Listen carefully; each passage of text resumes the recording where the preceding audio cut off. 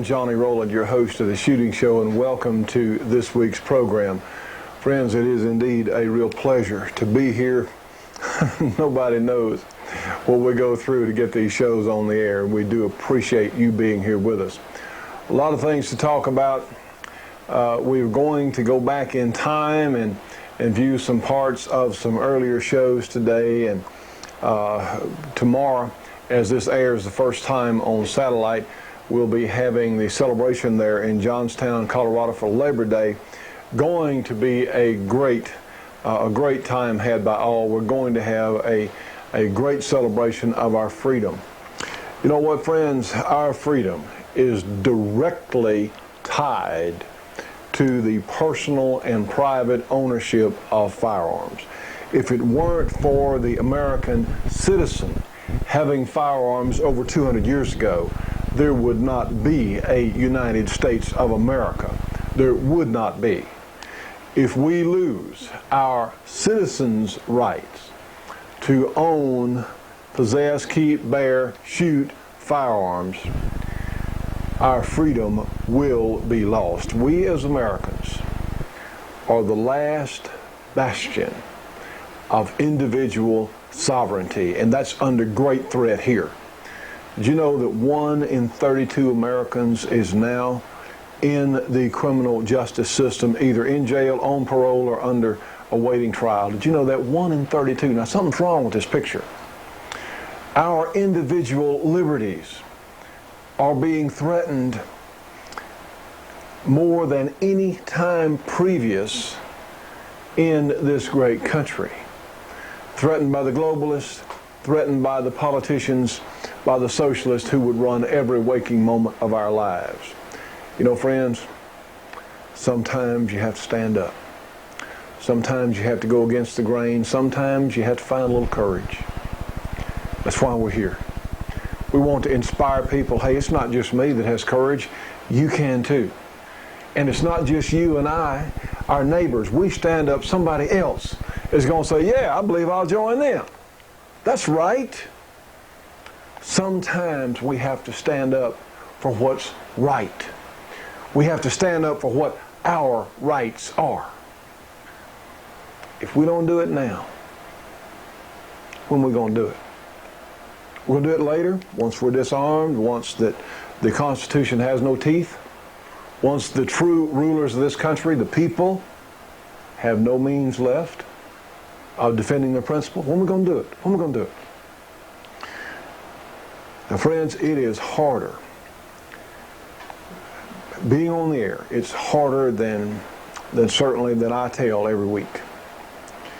If you can help us stay on the air, and we need your help like tomorrow, if you can help us stay on the air, please do. This is the only place on television. This is it where our message comes across. This is it. There's no other place. If you believe in what we're doing, if you believe in the cause of freedom, will you please join us? Will you please help us stay on the air? Whatever you can do. Whatever you can do. You know, there's so much cowardice in so much of the shooting industry. Don't look for them. Certainly our sponsors are very helpful, but they can't carry the whole load. Don't look for people in the industry to step forward and help us. They're not. Because cowardice is rampant. They're scared of their own shadows. You know, we keep telling people in the industry, look, you're afraid we're going to say something on the shooting show that's going to offend some government agency? Well, look, you're going to be out of business anyway. Why not stand and fight now? Why not make the governing agencies afraid of all of us? Afraid that we're not going to stand for it, that we're going to stand up for what's right.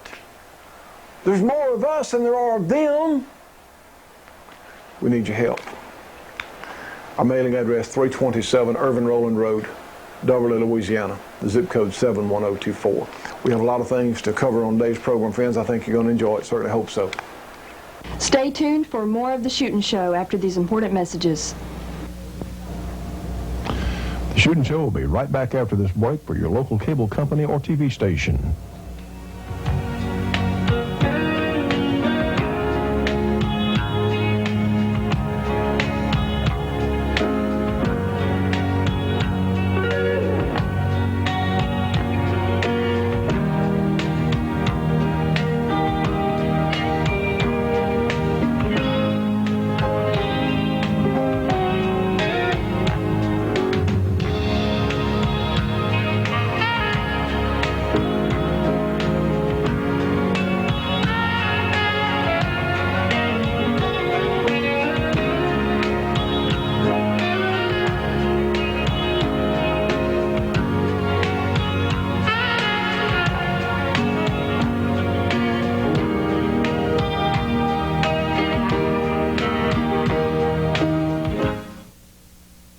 friends, this is the new Georgia Arms 20th anniversary catalog. Of course, has a memorial there to our good friend Jim Clark there on the cover. This is a terrific catalog from the finest ammunition maker in the United States. They have all kinds of great prices on all sorts of ammunition: 243 Winchester, 270s, 7.62 by 39 Russian, all kinds of great stuff. They've even got 308 tracers, 30-06 tracers, all kinds of neat stuff here in this great new Georgia Arms catalog. They have components if you want to load your own ammo, and look here, we've got the shooting show in our new 460 Rowland kit on sale as well.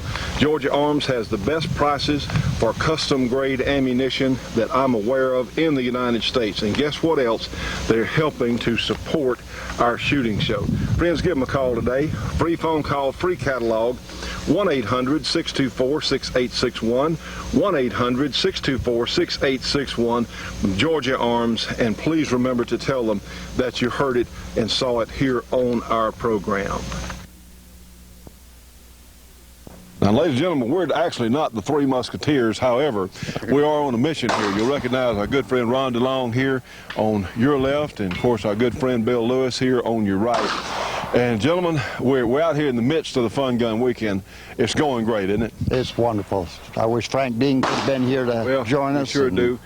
A lot of nice people's here. We've had fun. The weather's been great too. You know, I talked to some of the folks from New York, and they said, "Boy, it's humid down here in Louisiana." I said, "You think? I mean, we thought this was a dry day."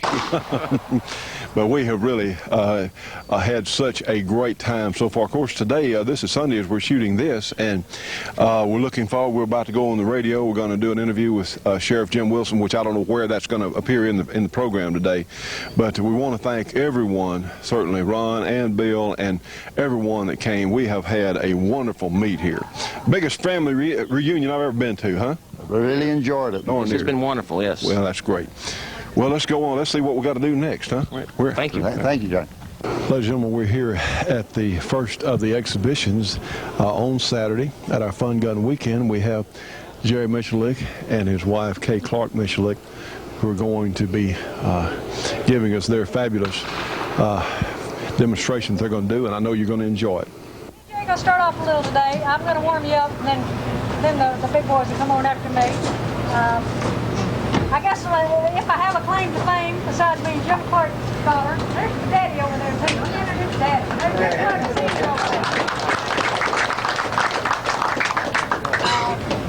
I am a two-time world IPSC women's champion and several-time national champion. IPS shooting is a little different from the old bullseye shooting that Mr. Womack, my father, used to, where you stand, same target day after day. And don't tell them, but I think that's really boring, but, we're not going to say that. IPSC shooting is different every time you walk up to the line. No stage of fire is the same. I'm going to show you a few things that you have to be able to do in order to, excel at IPSC shooting. You can see from my rig, we draw out of the holster a lot of the time. But sometimes you may walk up to a stage and you have to start laying on the bed with your gun in a drawer or sitting in a car with a gun in the glove box. You never know on an IPSC stage. Every stage is different. What's kind of got me excited right now about IPSC is that it has been approved as a exhibition sport in the 2004 Olympics. So I hope that's going to give it a shot in the arm. As you can see by the targets, IPSC has its roots in self-defense shooting. It started as police training and military training, and then, of course, civilians got a hold of it and turned it into a game. Unfortunately, the heads on these targets are offensive to some people, so in the Olympics they had to change the shape of the target because they weren't politically correct. But anyway, it has been approved as an exhibition sport, so hopefully I'll get some young people interested. I'm just going to get up here and do a few important things that you have to be able to do for IPSC competition. Just draw out of the holster. IPSC is not just accuracy, it is time. Your score is decided by points on the stage divided by the time you're running. So, as you can see, the targets are fairly big. The A zone is fairly big. If I take my time, I should never miss that A zone. But the trick is, I'm gonna have to do it faster than everybody else do. So you might see me get a few out of the A zone here today, maybe more than a few. But the point is, I'm going for time also. Let's play it. A one-shot draw. Hopefully, I'll be getting a one-shot draw in around 1 second. Of course, considering that you have to consider the reaction time. Jerry's gonna have a timer. He'll explain to you how it works. When I hear that timer, it's when I go. I'll do some one-shot draws, maybe a few double taps, something we call a bill drill, which is just shooting 6 shots as fast as I can pull the trigger. And of course, the trick is to keep it on the target, pulling the trigger as fast as I can. Go ahead. Okay. The first thing about IPSC shooting, you see a lot of people on the range, and they all have a gun in a holster. They have ammunition on their body. You cannot handle your gun or the ammunition at the same time, ever, unless you're in a shooting position. If I'm in back of the crowd playing with my gun and they see me, I'm gone. That's a #1 safety violation.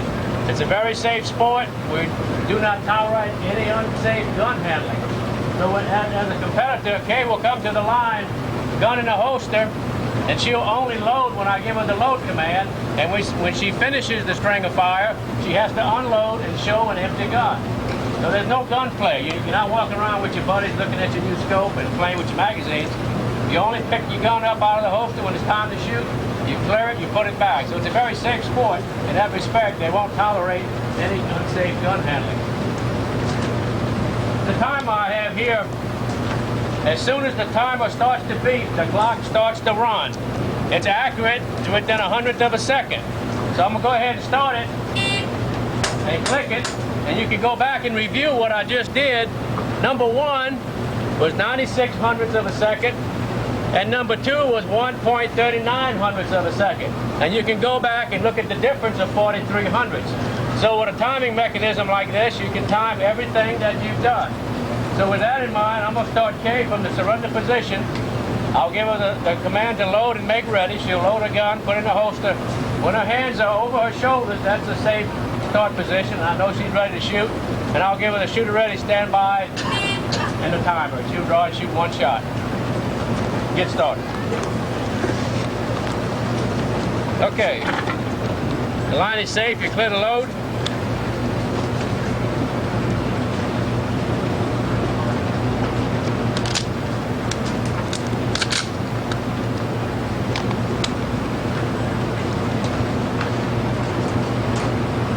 Shooter ready.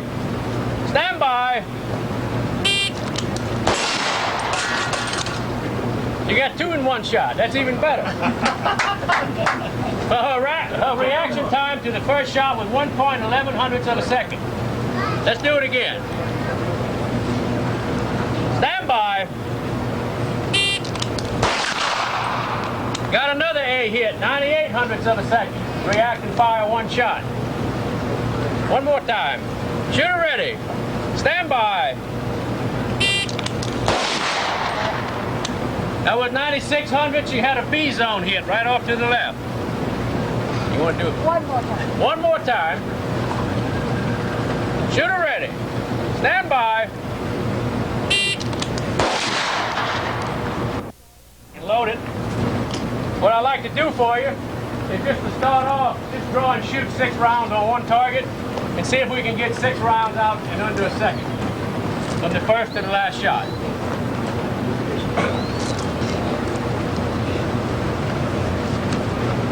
Okay. What I'm going to do here is put the timer on a random start. Assume the surrender position, and when the timer goes off, draw and shoot 6 rounds on 1 target. Let's shoot the target in the middle.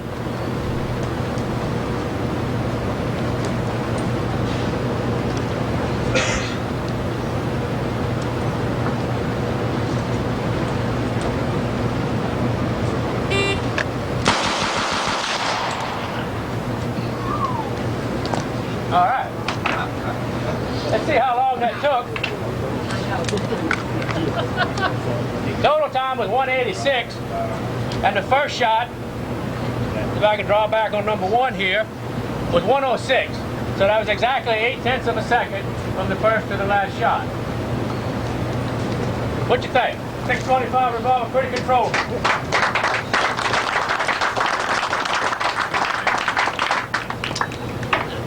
let's go ahead and my gun's cleared. I got this practice ammunition again. And one of the things about a revolver in a competition, you have to be able to do a fast reload to be competitive. And that's where the 625 really comes in. Gun empty, I got dummy ammunition. I'd like to just do you a slow motion on what I do when I do a reload. I'm right-handed. Of course, after I fired my 6 rounds, I open the cylinder, present the gun to the left hand. When I eject the spent cartridges, I try to do it with the muzzle up and down. What I'm trying to do when I eject the spent cartridges is to have any unburned powder or lead shaving leave the gun with the empty cases. If you do it like this, there's a tendency to drag the cartridges out, and any unburned powder will collect under the extractor. Then when you go to close it, it's really tight. So with that in mind, the gun goes in my left hand, coming around like this, I load it, put the gun back in the right hand, present it back to the target, and fire it 6 more times. Let's set this timer. How fast should a fella be able to do that? Let's set it at 6 seconds. So in 6 seconds, I have to react to the clock, draw the gun, snap it 6 times, come around, load it with the dummy ammunition, close it, put it back in the gun hand, and shoot 6 more. Something.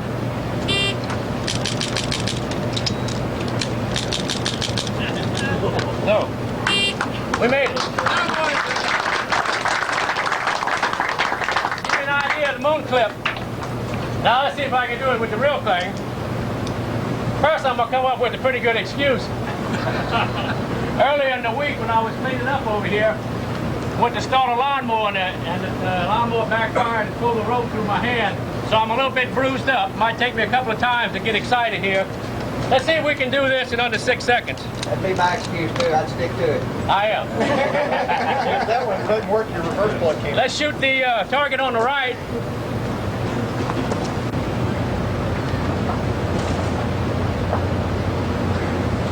Come on, timer.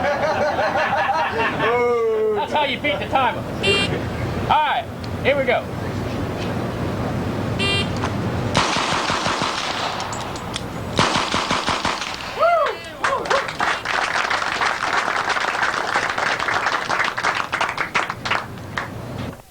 Okay, 6 shots, 1 target on the left.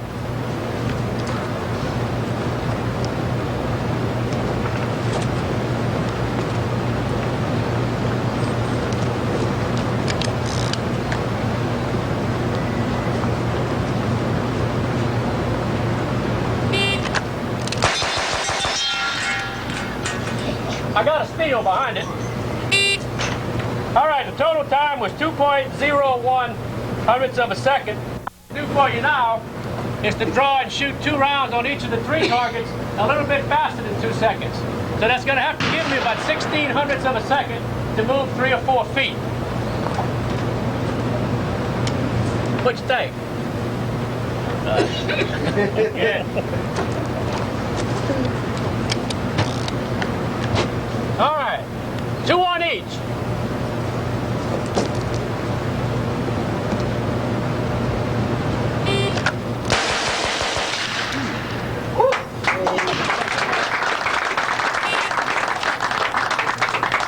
Well, that was 180. Almost in the stick. Anyway, it's very possible to move from target to target at the same rate of fire it is to engage one. Stay tuned for more of the Shootin' Show after these important messages.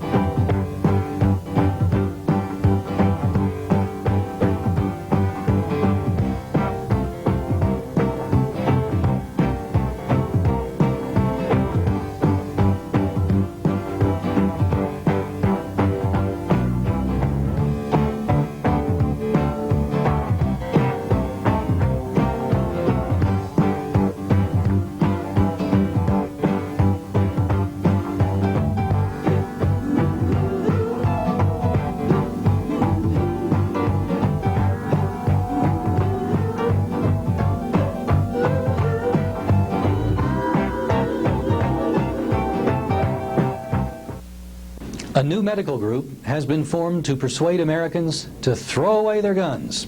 It is Doctors Against Handgun Injury, DAHI, and they claim to represent organizations which speak for some 2/3 of America's doctors. Dr. Jeremiah Barandis, the president of the New York Academy of Medicine, is the head of DAHI. Rather disingenuously, he says there is no political motivation behind DAHI, yet a quick trip to their website reveals a total reliance on government and private anti-gun sources. DAHI has been accused of being motivated by political activism rather than public health concerns by Doctors for Responsible Gun Ownership. They say handgun ownership is not a medical issue and never has been, according to their Dr. Tim Wheeler. Since guns are not a medical issue, doctors who pry into whether their patients own guns are invading their patient's privacy. Anyone being asked such a question should inform the doctor that he has violated medical ethics. At this point, one should seriously consider finding another doctor who can tell the difference between a scalpel and a gun. Of course, if the doctor were to be honest, he should preface his prying about guns with a disclaimer. He should tell his patient that doctor malpractice kills more than 3 times the number of people that die from all causes of firearms deaths: suicide, murder, justifiable homicide, and accidents. The number is 96,000 per year. Put another way, one is safer at a gun store than in a doctor's office. Dr. Barandis adds another unsettling dimension to his crusade by saying in the April 18, 2001 issue of the New York Observer that handgun injury is like a disease and we're going to introduce mandatory immunizations for this disease. What a nice totalitarian touch. We are doing this for your own good, is the attitude of these medical dictators. They clearly are of the opinion that if they give a political view a medical name, then there can be no debate. I would suggest that in view of doctors killing nearly 100,000 people per year, it makes sense to debate a lot of what doctors tell us. Dr. Miguel Faria, writing for Newsmax.com, cites the warnings of Dr. Leo Alexander, the chief U.S. medical consultant at the Nuremberg war crimes trials. Dr. Alexander examined, quote, the process by which the German medical profession became a willing and unquestioning collaborator with the Nazis, end quote. He noted that the early changes in medical attitudes that predisposed German physicians to first collect data on their patients, to conduct what today we call cost-effective analysis, and then use the data as a vehicle to commit medical genocide under the auspices of the totalitarianism of National Socialism. Dr. Alexander warns us that from small beginnings, the values of an entire society may be subverted, leading to the horrors of a police state. Dr. Barandis and DAHI are urging today's American physicians to repeat the same small beginning of German doctors in the 1930s. Violate their patients' privacy. The next step, of course, would be to submit the data to the government. In case the FBI's computers, which are full of the names of people put through the instant background check, did not have a gun owner's name, the doctors could help fill in the holes. Dr. Alexander also points out that German physicians were strong supporters of Nazi Germany's gun control laws, which in turn became the model for our 1968 Gun Control Act, which Doctors Against Handgun Injury also support. From Washington, this is Larry Pratt for Gun Owners of America. More information on Gun Owners of America, you can call them at 888-886-GUNS or find them on the web at gunowners.org. Stay tuned for more of The Shootin' Show after these important messages.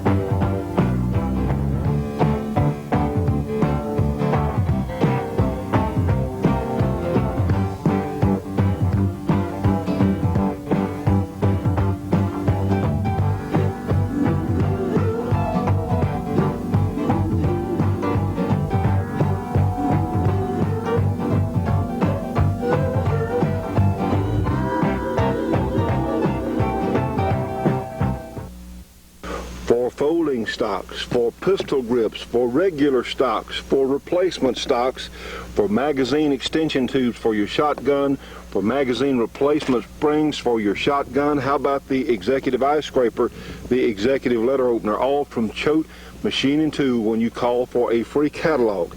You can get the executive letter opener, a multi-purpose tool, or the executive eye scraper, a multi-purpose tool, for only your choice, only $2 when you call for a free Choate catalog. You can get both of them for $4, a $10 value. Friends, if you're a shooter or a gun owner, you need one of the Choate Machine and Tool Company catalogs. Call them today, 1-800-972-6390. In Ball Knob, Arkansas, they're helping to support our project. You need one of their catalogs. Again, 1-800-972-6390. And please remember to tell them that you saw it here on our show.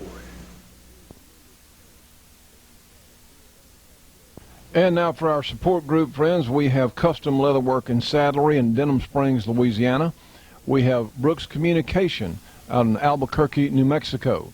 For League of the South information and firearms training and grass shooting discipline information, call Dennis Crocker, firearms training there in South Carolina. For heavy equipment rentals in Southern California, call Gearlings Equipment Rentals. And for pilot services and consulting, call Mike and Sherry Harris there in South Carolina. Friends, we're out of time on today's program. Thank you so much for being with us. We look forward to seeing you on the next show.